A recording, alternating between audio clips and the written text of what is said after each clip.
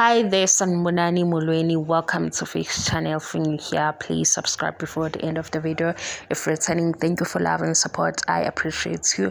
Sikhuluma ngezingane ezithemba uVuyokazi la nomngani wakhe nalabo bathi uVuyokazi acting low or desperate. Mina ngicela ukusho ukuthi abaningi lana abawajayele ama reality TV shows.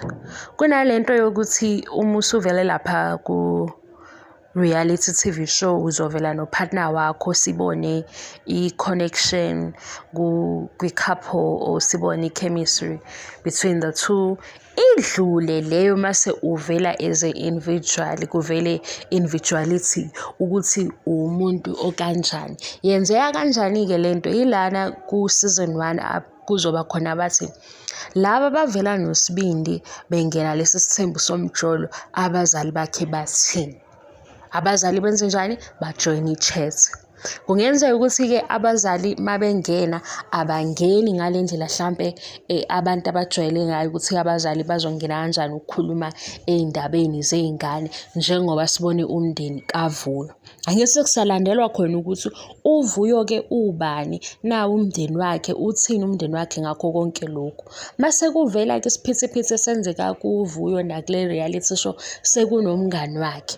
Episode 9 ila uVuyo asho khona ukuthi lo mngani kutholakala ukuthi uSibindi naye useyam DM, kutholakala ukuthi uSibindi une-crush nalo mngani, kutholakala ukuthi indaba yamngani isiyaziwa nawo umndeni sekunezinto ezithile ezikhulumekayo manje umngani akabe khona ukuze kuzolungiswa le ndaba. Indaba yokuthi umngani utheni uVuyo wathini uSibindi wathini yaphelela phi indaba yakhe bebekwi-open relationship mhlambe bekusa triangle bekwenzakalani yonke leyo nto nina hayi why guys ayisiye nje reality TV show esiqala ukuyibuka le ngeingane ngisho lapha kwi-RSOD bekaye kuvela ubani seyohleba nomngani wakhe umngani wakhe kuseyingxenye yokuthi yena maye nomngani unje lapha ke kutholakala ukuthi uVuyo kanti umngani wakhe naye uyitype kaMpumelelo.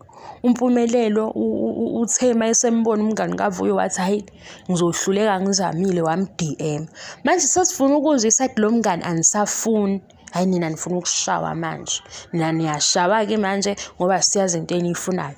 Umndeni uthini umndeni walezi ingane nangu uVuyo nomndeni wakhe phela uVuyo usinike yonke lento ade siyibuza kule season. Inkinga manje ukuthi wena usuyibuka ngokuthi umsula lapha wena yakhe impilo ke iqondile ayifani nale ngane eyibuka kule TV obuka kwi TV show usulobuthi kanti ngeke akasiyi umXhosa wangempela lona uweak unjani ikhona konke nje okwenzeka empilweni yakhe sive sikushaye ke wena woza lapha sikushaye ngoba manje sikwazi ukuthi ufunani ku season 1 kuyasho ukuthi bathina abazali bayavela abazali mase kuvela abazali hayi sona isiZulu asisho ukuthi kunengane ehlala nomayeni sigijima nje siyemzumbe sifuna ukuthi phela umayeni makuthiwa ke ngoba liyaqashuka leli findo ingane isiyale kugogwayo omunye umayeni ke akatshelwe kahle ngoba umayeni ubenze njani ubethi ingane ayiqhubeke nempilo ziqhubeke nemfundo zibe nekusasa elingcono yena uzobheka umzukulu. Sifika lapho ke emzumbe sesifika nabazali mase ke sesifikile nabazali siyashintsha ke etafuleni ukuthi hayi kanti manje lento benisithembisa yona ukuthi ke ngoba nakho sekwenze kanjena uzoba u-first wife ke nakuba sizwa ke lento ayenzayo kodwa manje kwenzakalani sikhona phela silalela ukuthi nathi kuthiwani hayi masenilalelile isintu sesithi isi-culture amaXhosa amaZulu okay ke i-content ke niyakhuluma sekunomngani umngani uvelaphi uvela ukuthi uSibindi unezimfisho eziningi unezinto eziningi kuningi empilweni kaSibindi kodwa uthi yena ngiyayazi into engiyenzayo angijikile manje umngani kaVuyo umDM ngoba ezoba unumber 3 noma ebe unumber 4 noma ebe unumber 5 ubesekhona yini ezinambeni umngani kaVuyo sesifikileke silindile episode 11 uyafika ke wena lento yama fan base enu yadina guys. kodwa ngiyadlala ngikho serious. Hayi kodwa lento yama-fan base musani ukulandela isho ngokuthi hayi uzohlabekisa abantu. Ubani ade ehleka laphaya emanzini ethi ngidabukela umamkhulu womjolo esegqoke into eyisitayela sakhe. Ubani? Yena ubehlabekisa ba. Ngithi naye uhlabekisa umamkhulu womjolo. Naye-ke makenze ukuthi hayi bo. Uyabona lo muntu ohamba naye ukuthi uhamba kanjani. Wena shuthi nje awusajabule jabula kodwa yazi. Kodwa akakwenzelwa yena. Uthi uVuyo ufuna izwakale leli side lamngani nokuthi uSibindi wathini nemndeni yazi ngoba ekugcineni manje akusaqondakali. Sekusolwa nomngani. Uthi umngani uyisizathu. Manje sifuna ukwazi ukuthi umngani ubengena kanjani. Angithi nanya untombazane lo ophumile wathi mina nganqaba lapha ehhotela sebethi asenze izinto ezingalungile. Athi hawu kanti uSibindi ubuye buka amamuvi abantu abadala ehadlela ukwenza into zakhona. Nayibona le nto eyenziwa kwi-adulting. Ha? Cha phela ukuthi niyahamba niyosontweni nabazalwane ningasho ukuthi anikubukanga mana akubuka nakubuka. Hayibo. Hayi into eyisabisa leyana. Hayi ayisabisi ukuthi asiyazi phela kodwa sayibuka lapha yana umfana esethe intombazane esithe nenye isithe ngathi hayibo. Hawu uShamax wenzani? Hayi nami ngaphuma ngathi hayi cha khona bengifisa ukubabona ngilandele le show ngizwa ukukhulunywa ngayo kodwa hayi lento le mawuyibuka ikufaka umqondo omubi. Usuyabona ukuthi indaba abazali babesigade ukuthi singayibuki le yanto yayidlala ku-TV ebusuku ngoba le yanto ivele ukuphazamisa umqondo uthi hayibo yini manje lena. Hawu nangomunye bebe bathathu kanye kwenziwa into esa-triangle. Manje sesifuna ukuthola ukuthi uVicky bebembekaphi uVicky ubethini yabo. Hayi uVuyo bantu nento. Hayi uVuyo nje sithi uyintombazane eshayi. uVuyo akekho shayi ngimtshele. uVuyo bebenzani noVicky? uVicky ubethini? Mina angisazi ukuthi uba no-innocent lana angisazi kodwa uSibindi wrong ngoba uSibindi thena ufuna isithembu yena uqondile. Manje uSibindi bekwenziwani ko-Cape Town?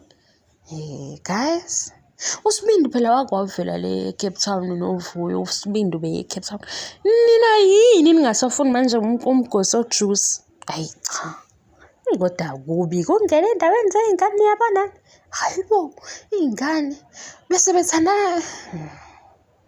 uVicky umngani kaVuyo uthi-ke uVicky bahleke bayafana. uVicky ucishe efane noVuyo. Uthi uVicky phela besithandana sobathathu. Hayibo kusho ukuthi ubethandana nami. Hayi nina guys ngicela niyobuka episode 11 uyeza-ke ngesonto yabo yibani ready. Yasho ingane le eyalahla isikhwama sayo eMzumbe kade-ke beyibuyisa isikhwama ukuthi lapha ehhotela wabhukha wathi sihambe sonke kuthiwa wayekhona noTirelo lapha ehhotela. Yona yathi ingane angisakwazi-ke angisakwazi nhlobo le ekhaya abangifundisanga yona. Manje mina ngithi ngoba eveze lokhu kusabaphoxa lo ntombazane ngoba ubebaphoxa phela ukuthi-ke yena uzosuke ekhipha ama-files abo. Ngithi mina ubaphoxelani manje the uphumile kanti inhliziyo isafunani khona wona amahhotela ngoba usho ukuthi uSibindi ubenikwa imali kuthiwa akathenge iy'mpahla zakhe eshintshe ebhukha amahhotela. Hayi ngizonishaya kodwa maningasafuni ukuthi kuvele nokunye nifuna ukuzwa nina mabengaveza abazali nifuna kuvela abazali. Uma belandela uSibindi nilithi hawu laba nje babukeka be-right waye belandela uSibindi bapha abangani babo nabo abangani anisafuni nifunani kanti. Hayi angeke-ke hayi phumani kuma-reality shows uvelani nibuke lokhu oSkeem Saam phumani ngoba nizophithanelwa ikhanda ukuthi Shumayela wena ubuka i-reality show yabo sikhuluma ngomjolo usuvukwa yizwi lenkosi. Senze njani-ke thina ngoba sifuna ukuhleba. Hawu bye futhi bye.